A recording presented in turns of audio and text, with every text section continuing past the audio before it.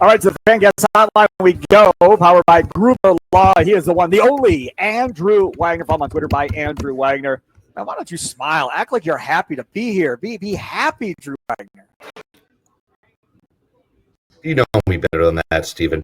You know me better than that. I was actually just typing up a very long list of tweets with medical updates that the Brewers just passed along to us. Oh, well, then feel free to share. Feel free to share the medical updates.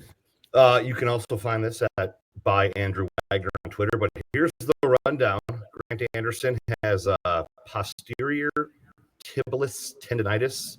I am not a doctor, which has been pointed out to be by the parents of many exes. His IL stint is expected to be minimum. They're hoping to get him back early September. Robert Gasser is going to pitch tonight at AAA Nashville. He's slated for 5 innings, 75 pitches. Still hoping to have him back near the end of the month, early next. DL Hall has started doing rotational exercises and could start a throwing program soon. So that's some good news. Logan Henderson is also working through some rotational exercises. He could start a throwing program soon. They're looking at late base tonight for AAA Nashville. Joey Ortiz is working through a running progression as he deals with the hamstring. He's at about 85% intensity, but also doing infield and some hitting work. Hoping to have him back by the Philly series. And lastly, Rob Z is going to pitch tonight at AAA Nashville. He's expected to throw an inning or 25 pitches, and they're hoping to have him back near the end of the month, early next month. And there is your medical update, brought to you by a sponsor to be named later.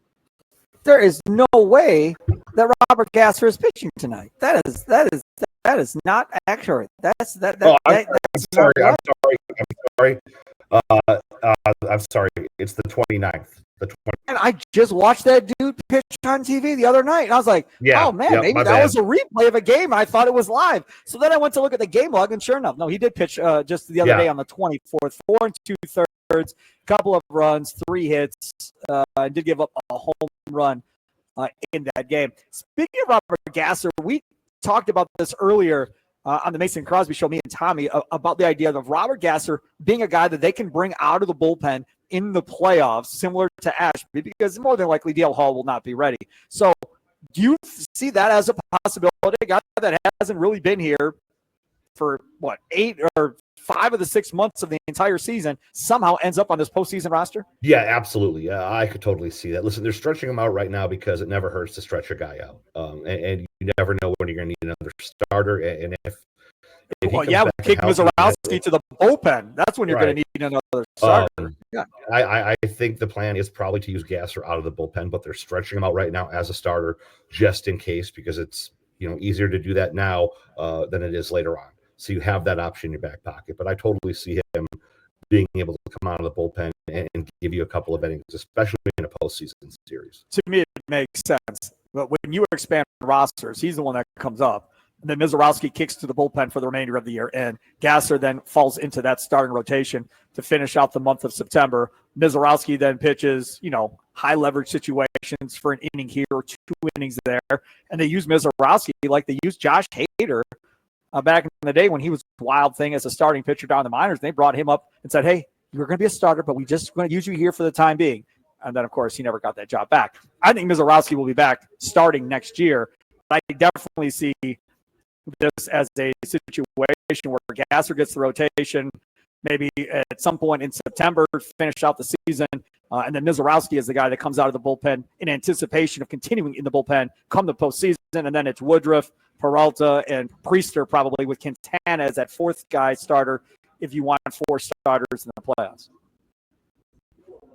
Yeah, that's kind of the way that it's shaped out and trying to plan ahead, but it's definitely a situation for the down the road members of the front office and coaching staff, because right now they've got enough on their plate just trying to figure out how to piecemeal this group until those guys. Jake Bauer's going to get cut. You think he's going to get cut? I think he's going to get cut. With Rhys Hoskins coming back, you already have Vaughn. I don't see a world in how he stays on this roster, Andrew. Yeah, I don't either. If it was still expanding to 40 players, I think it's a completely different story, right. Obviously.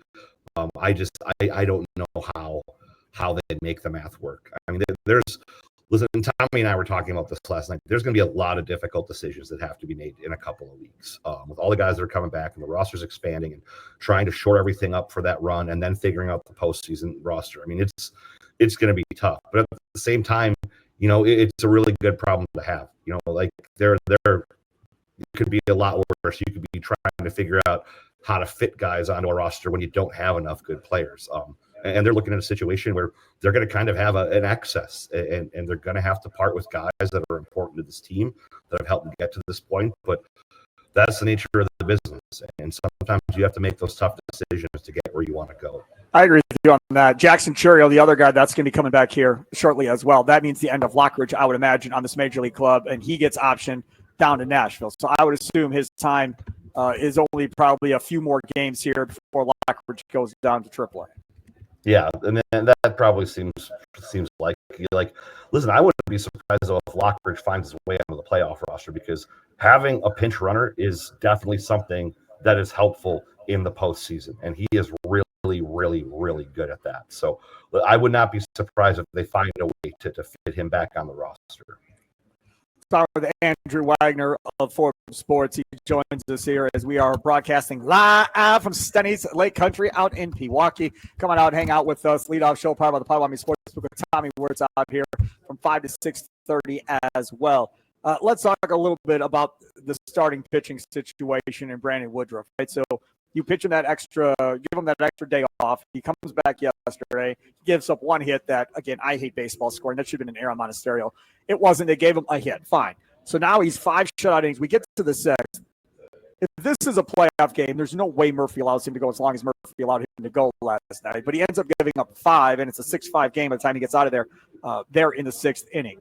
Do we think the plan is going to be to continue to give him that extra day off here as we go throughout the remainder of the season? We talked about that with Murphy yesterday, and that's definitely what they're going to try to do is try to give Woody the 6-day rotation instead of the 5. And quite frankly, Murph said, they're trying to find a way to do that with all their guys. It's just really difficult. Oh my goodness! To do. So that means when the bullpen's in a situation that's in, it's hard to do. But they're trying to find ways to get their guys extra rest going down the stretch. Well, that means Gasser's not taking Mizorowski's spot. That means Gasser's going to be in this rotation as like that 6th guy. I would imagine that's how this is going to work, right? Because you'll have Gasser come up.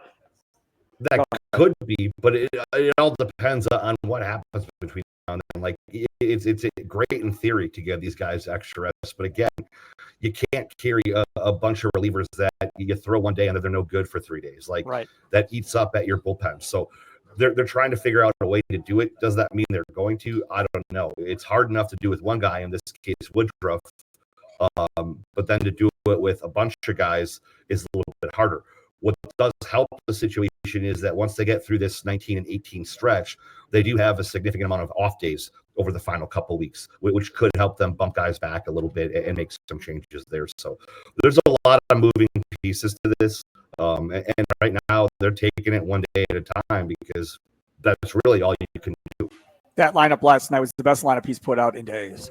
I really like that lineup, even though maybe, it didn't score as much as you wanted it to score. It put together, that inning where it was hit after hit. Average exit velocity was like 80 miles an hour, I think. So it wasn't like they were killing the ball off the outfield wall, but they were doing what they do, which is get on base, move the runner over, and keep on moving the train and scoring runs.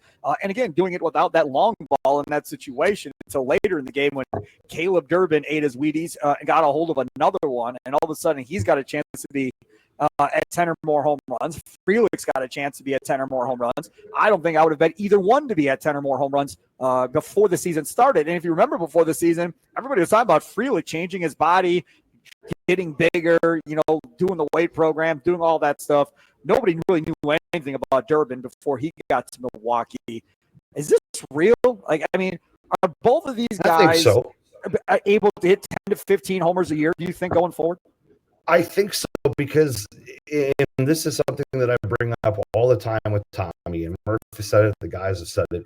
It's the philosophy that home runs more often than not are thrown and not hit. And when you've got guys that are really good at swing decisions and ball strike recognition, guys that aren't traditionally known for power can show more power because they identify the right pitches to crush, which is a really nerdy thing to say, and it sounds really analytical, but it's not. It's common sense. When you're not swinging at pitches out of the zone and chasing, and you're looking for the balls that are down the middle, or you're looking for the mistake, and you're able to recognize those, especially recognize them early, you can sit back and you can put a good swing on them, and you can absolutely demolish a baseball. The line that Murph likes to use is no matter how hard a guy throws, you can time up a jet liner if you time it out rightly. So these guys are smart enough at the plate where they can recognize the right pitches that they can do damage with, and they don't try to go out there and do damage to the pitches that, let's face it, are basically good for slapping into the gap for a single or a double. Is Andrew Wagner going inside the clubhouse here, Forbes Sports, a Brewers writer. Follow him on Twitter at @ByAndrewWagner. Got all kinds of great stuff there with information, videos from after the game, inside the clubhouse, all kinds of good stuff. Again, first pitch tonight slated for at 6:40 coming up this evening. And we'll get all the updated information on that game coming up in just a little bit. Jacob Mizorowski on the mound tonight for the Brewers. What are realistic expectations for Jacob Mizorowski at this point? I mean, he started off guns a-blazing, was amazing, and people couldn't even get a damn hit off of him. And then he gets dinged up. I don't know. He comes back from getting dinged up, and now all of a sudden guys are hitting him. And he's walking guys. It's hard to say what to expect anymore. I mean, we said that at the beginning because he exceeded everyone's expectations, and right now he's looking exactly how you'd expect a guy coming up and getting his first taste of the big leagues to look, which is uncanny because he set the bar so high. It's kind of a mixed bag right now, and the thing is, if he goes out there and mows down the Diamondbacks his first two trips up, you're still kind of sitting there waiting for that shoe to drop. Like, well, what's going to happen? Because when he gets into trouble, he gives up that one walk. One walk has rarely with him become multiple. And that's something a young pitcher has to work through and has to be able to figure out. I think he's still doing that, and I think he's capable of that.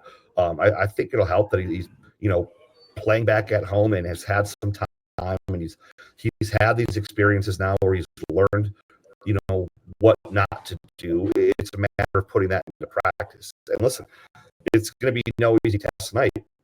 Despite the Diamondbacks record, their offense is really damn good. I mean, pitching has been the Diamondbacks' problem all season. Murph said it again last night. People got kind of up in arms. We talked about the Giants being built to win. Well, they were built to win. They put that team together with the thought of being a contending World Series team. It didn't work out. The Diamondbacks, too, they're 2 years removed from the World Series. They still have most of those guys in the lineup. It's still a pretty powerful lineup, even without your boy Suarez in there. The only thing that's kept the Diamondbacks from being good this year is an absolutely devastating rash of injuries to their pitching staff. So, Miz is going to go up there. He's going to have a tough time tonight. Hopefully, he's learned these last couple of starts and knows that he can't nitpick and tunnel around and has to be effective with his off-speed stuff, too. He is Andrew Wagner. Follow him on Twitter @ByAndrewWagner. Inside the clubhouse, brought to you by Focus Baseball. Sign up for the fall mini camps today. You do not have to be a member of Focus Baseball to sign up for the mini camps, but you get excellent coaching and get your kid a little bit better day by day. Again, focusbaseball.com. Mr. Wagner, thank you so much. We'll hear you coming up between 5 and 6:30 with the leadoff show powered by the Potawatomi Sportsbook with Tommy Wirtz out here at Stenny's Lake Country. Thank you, sir. There he is. That was a